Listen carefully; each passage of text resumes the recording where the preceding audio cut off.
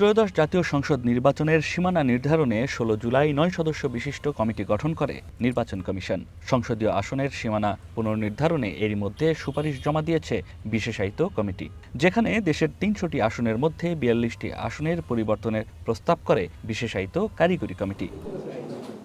বুধবার ৩৯টি আসনের সীমানা পুনর্নির্ধারণের সিদ্ধান্তের অনুমোদন দিয়েছে কমিশন, যেখানে অল্প সংখ্যক পরিবর্তন আনা হচ্ছে। এতে জনসংখ্যার ভিত্তিতে গাজীপুরে বাড়বে একটি আসন আর বাগেরহাটে কমবে একটি।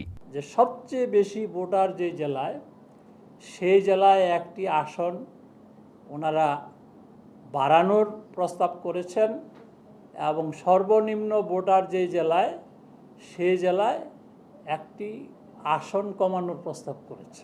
আমরা ৪২টি আসন রিলেটেড আবেদন সেগুলোর আমরা ছোট বড় সংশোধন বা অ্যাডজাস্টমেন্টের প্রস্তাব আমাদের টেকনিক্যাল কমিটি করেছেন।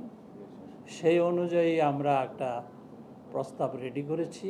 ১০ আগস্টের মধ্যে দাবি অনাপত্তি নেবে নির্বাচন কমিশন। এরপরই প্রয়োজন অনুযায়ী আসন ভিত্তিতে শুনানি চলবে। সর্বোচ্চ তো একটাই হবে।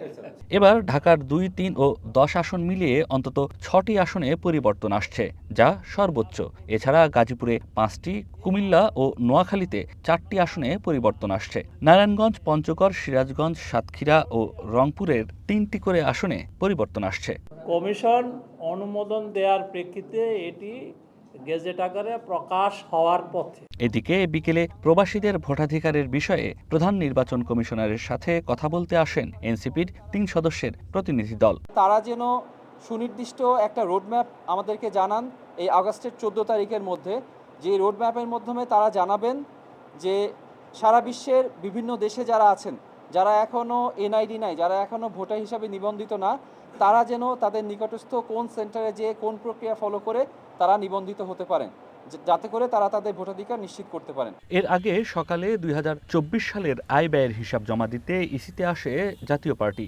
এবছর দলটির আয় দেখানো হয়েছে ২,৬৪,৩৮,৯৩৮ টাকা, আর ব্যয় দেখানো হয়েছে ১,৭৯,৮৮,০৪৪ টাকা।